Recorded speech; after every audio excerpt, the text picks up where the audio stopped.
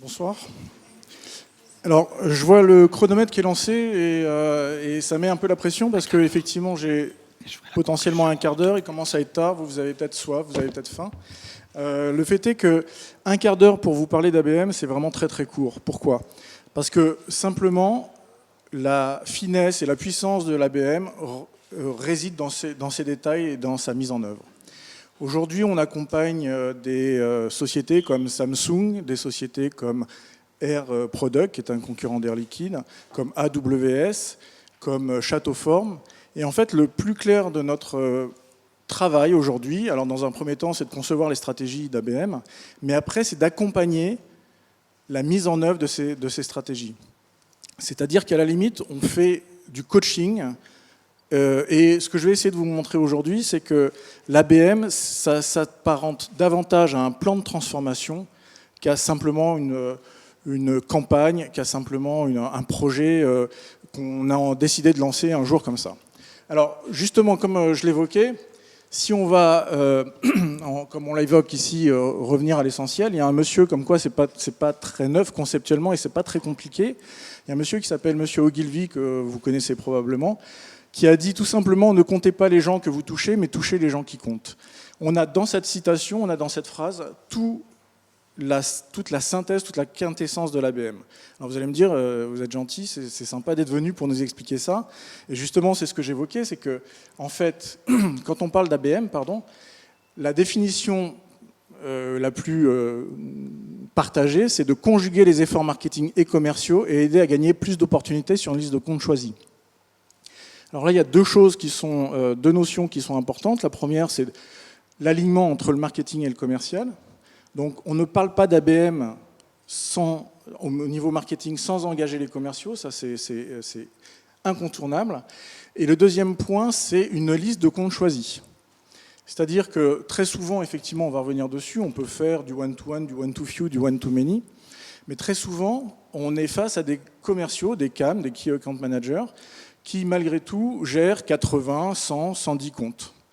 Et quand on arrive avec l'ABM, on va lui dire, aujourd'hui, tu vas te concentrer sur les comptes stratégiques, donc tu vas passer de 70 comptes à 10, à 15 comptes.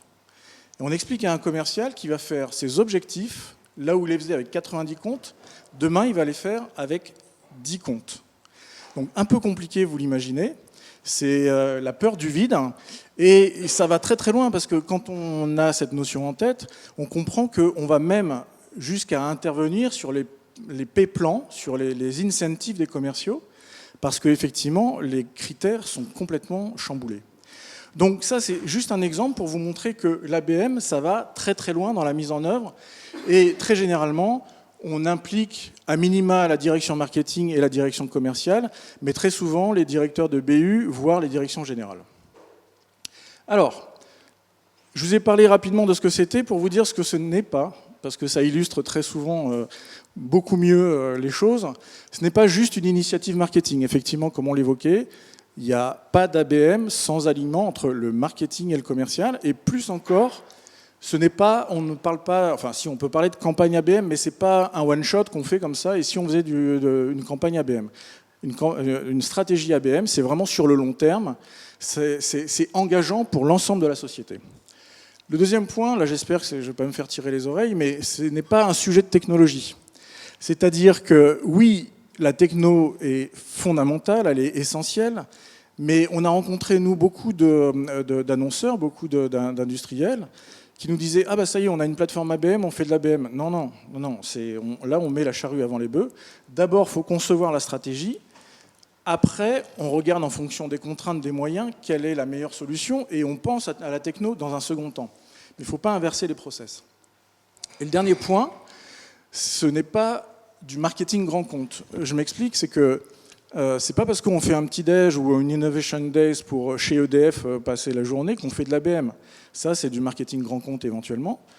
Mais il y a du marketing grand compte dans l'ABM, mais l'ABM n'est pas que du marketing grand compte. Alors, justement, on a ici 4 grands types d'ABM ou d'objectifs. Alors, ça parle assez facilement. Les gros poissons, vous l'avez compris, hein, c'est les gros logos, les grosses sociétés qu'on cherche à obtenir. Les nouveaux marchés, c'est j'ouvre un nouveau marché, un nouveau secteur, j'étais pas sur la pharma, je veux aller sur la pharma, comment j'attaque ce marché, ou comme on l'a fait avec Châteauforme, je veux me lancer en Allemagne, comment j'attaque le marché allemand avec des ressources qui sont relativement réduites.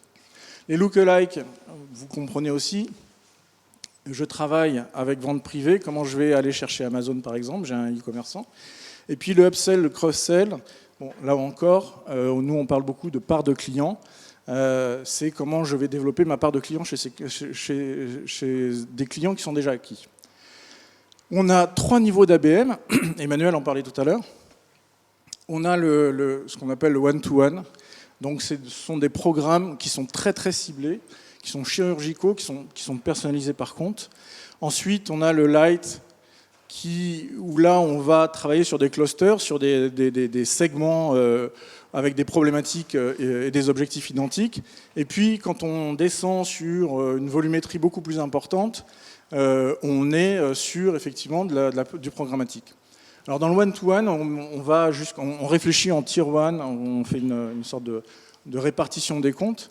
On est jusqu'à 10, 15, 20 comptes, là où en bas, on peut être sur plusieurs centaines. Alors, pourquoi l'ABM ? L'idée, c'est de passer d'un modèle subi à un modèle proactif. Je ne vais pas tout dérouler, vous connaissez la logique d'inbound marketing. Grosso modo, j'ai créé un écosystème, je diffuse, je pousse des contenus à valeur ajoutée et je regarde ce qui remonte.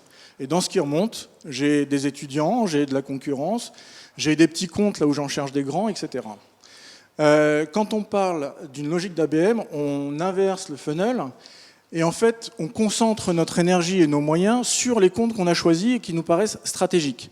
Alors tout à l'heure, j'ai fait une petite erreur, j'ai parlé de grands comptes. Il ne faut surtout pas parler exclusivement de grands comptes, il faut mieux parler de comptes stratégiques parce que vous pouvez avoir des comptes stratégiques qui sont en développement, qui sont tout petits, mais qui ont une valeur soit de vitrine, qui ont une valeur ou un gros potentiel. Donc il faut parler dans cette logique-là. Donc sur les comptes cibles, on va déterminer les comptes cibles et on va concentrer nos efforts, comme je l'évoquais, pour générer des contacts, pour générer des leads, des opportunités, mais exclusivement sur les comptes qu'on a choisis. Ce qui a conduit les marketeurs du B2B à développer cette logique d'ABM, pour la petite histoire, ça s'est développé dans le début des années 2000, avec des sociétés comme Rank Xerox, comme IBM, qui ont vraiment conceptualisé ce système.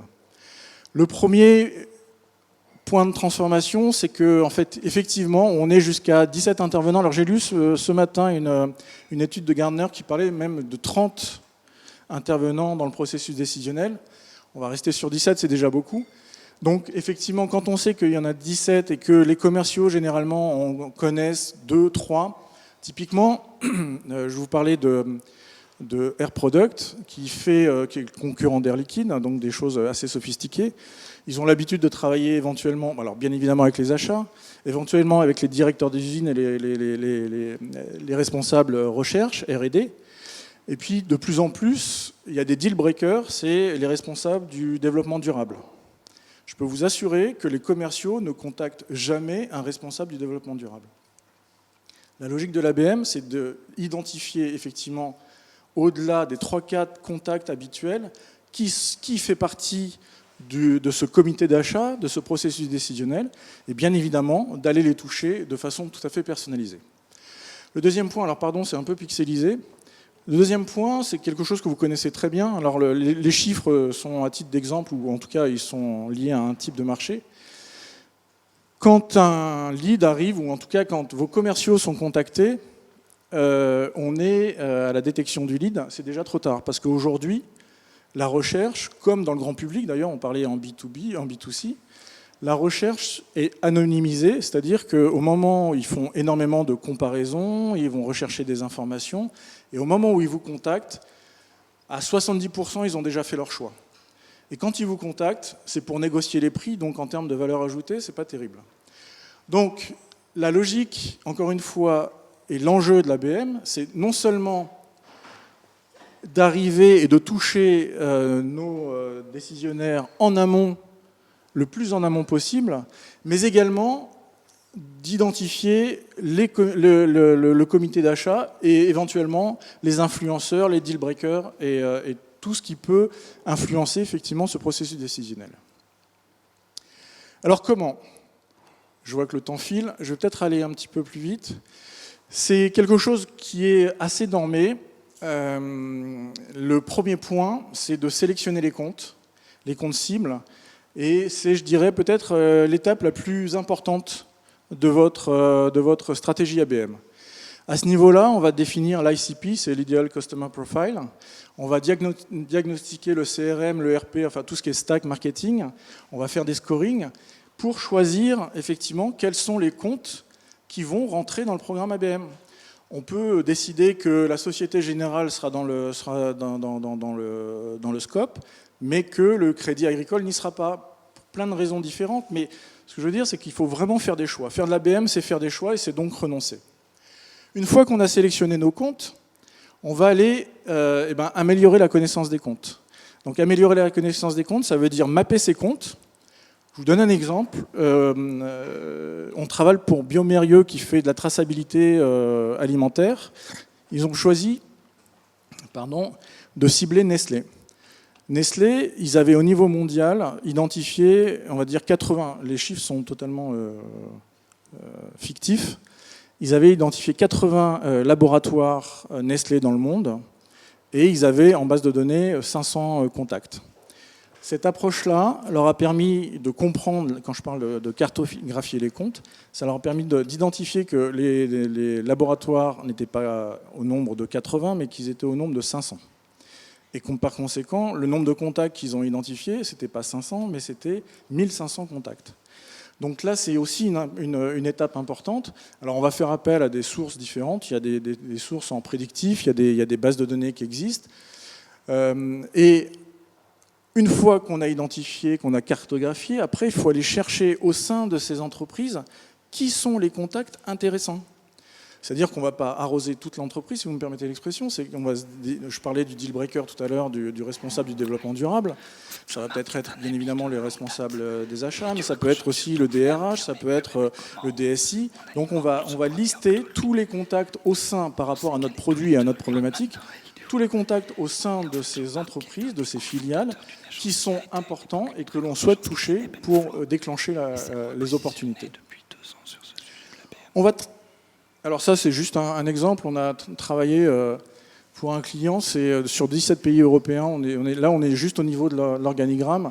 On a travaillé l'organigramme d'un compte qui s'appelle AkzoNobel sur ces 17 pays. Ensuite, on va travailler sur le contenu, sur les personas, sur les pain points. Je ne reviens pas dessus. Mais là encore, il y a un point important, mais maintenant on est tous un peu plus familiers de cette stratégie de contenu. Quand on arrive, nous, chez des clients, ils nous disent « Oh là là, mais du contenu, mais j'en ai plein ». Et puis on regarde le contenu, et le contenu, ça dit « Regardez comme je suis beau, regardez comme je suis fort, regardez comme je suis meilleur que les autres ». On ne parle pas de ça, bien évidemment. Ce qu'on évoque ici, c'est que, ayant travaillé sur les pain points, on va développer du contenu à valeur ajoutée, mais qui sont liés aux pain points. Château Forme, on a travaillé avec 2 verticales, dont une, c'était le conseil. On a identifié qu'un pain point du conseil, c'était de fidéliser les jeunes talents. Donc on a développé, avec Château Forme, toute une série de contenus. Alors ça va du webinar en passant par le livre blanc, des choses que vous connaissez par cœur, mais autour de ce concept de fidélisation des jeunes talents. Ensuite, on va développer un plan de notoriété. Donc là, je dirais que toute cette première partie jusqu'au 4, voire 5, on va revenir après, on est très marketing et qu'ensuite, le reste de la roue est beaucoup plus commercial. Là, on va faire un plan de contact avec des conceptions de campagne. Donc on est sur du marketing automation, on est sur des outils comme Eloqua. On travaille pour Samsung, ils travaillent avec Eloqua par exemple. Donc on est sur des choses beaucoup plus traditionnelles où l'idée, c'est de préparer le terrain. Là, c'est un exemple de plan de contact où on voit ici la pharma et le consulting, on l'a développé en allemand. Et puis, on a identifié, on a cartographié les contenus qui existaient déjà et on a regardé à quel endroit il y avait des trous dans la raquette et on a créé des contenus. Parce que vous le savez comme moi, la production de contenu, c'est à la fois chronophage et ça peut coûter très très cher. Donc l'idée, c'est vraiment de capitaliser sur ce qui existe. Et ensuite, alors un point important qui fait écho à ce qu'on évoquait en introduction, c'est qu'effectivement, nous, on recommande fortement et on met en place des SDR, des Sales Development Rep, c'est-à-dire qu'effectivement, comme on le disait tout à l'heure, les commerciaux grands comptes ont une valeur ajoutée qui n'est pas particulièrement, en tout cas, qui sera mieux exploitée ailleurs que dans le phoning et dans la prise de rendez-vous. Donc systématiquement, on met en place des SDR qui suivent 2 ou 3 CAM à peu près, dont la mission est de générer des rendez-vous pour les CAM. Mais attention, je ne parle pas de prendre un listing et de faire du calling, du call calling et de faire de l'abattage. Ce SDR, il va lui-même lancer des séquences, alors qui seront plus orientées, on n'est plus du tout dans le contenu, on est plus dans la prise de contact, dans l'engagement. C'est un mot qu'on a évoqué ensemble tout à l'heure. Il va faire du LinkedIn, il va faire du phoning. Et le but du jeu, c'est qu'il renseigne, lui aussi, il continue à optimiser la connaissance des comptes et qu'il engage ces comptes pour, à terme, obtenir des rendez-vous et ensuite pour envoyer les CAM et gagner des opportunités. Et enfin, le dernier point, c'est effectivement les dashboards marketing pour suivre les KPIs liés à ce dispositif. Donc donc on va suivre des KPIs comme l'augmentation du nombre de contacts, le nombre de séquences qui sera lancé, bien évidemment les opportunités, le pipe, etc. Alors juste pour finir, un dernier slide pour vous parler de l'ABM dans la vraie vie. Il y a votre plan et puis il y a la vraie vie. Et en fait, la vraie vie, c'est quoi? Tout ce que je vous ai dit, ça peut vous paraître simple, mais effectivement, comme j'ai évoqué qu'on était dans un plan de transformation, c'est vraiment ça. Et quand je vous disais qu'on faisait du coaching et de l'accompagnement, on est vraiment là. Donc là, on a dans le premier creux, là, on a par exemple, type Samsung, le CRM qui est géré depuis la Corée. Et parce que bien évidemment, vous taguez, je vous passe les détails, mais vous taguez les comptes qui sont sélectionnés pour qu'ils soient suivis dans le CRM. Donc il faut modifier un petit peu le CRM, l'aménager, sauf que tout d'un coup vous apercevez que le CRM est géré en Corée, que c'est au niveau worldwide, et qu'ils ne veulent pas bouger le dessin d'enregistrement du CRM. Ensuite vous allez un peu plus loin, vous vous dites, bon ça va le faire, on a réussi à bouger le CRM, et puis on s'aperçoit, même dans des très grands comptes, on s'aperçoit que les commerciaux ne renseignent pas le CRM. Alors j'imagine que vous... J'imagine que, voilà, que ça vous fait sourire. Donc les commerciaux ne renseignent pas Donc il faut les accompagner, il faut les convaincre qu'il y a vraiment intérêt à renseigner le CRM. Et puis ça continue comme ça. Il y a la guerre entre le directeur marketing et le directeur commercial. Et c'est là d'ailleurs, petite parenthèse, que le fait d'impliquer le DG est important parce qu'à un moment donné, il faut quelqu'un qui tranche. Et cette fameuse guerre entre tes leads ils sont pourris, ils sont pas renseignés, non mais c'est toi qui traites pas mes leads, pourtant je t'en ai donné 250 le mois dernier. Donc à un moment donné, il faut trancher et c'est effectivement la direction générale. Donc voilà, je ne veux pas vous faire peur, au contraire, je finis sur quelque chose d'optimiste parce que dans mon ancienne vie, puisque je dirigeais des agences de CRM, on disait que des contraintes naissaient la créativité et vous voyez qu'il y en a pas mal. Donc il y a beaucoup de créativité dans l'ABM. Merci beaucoup.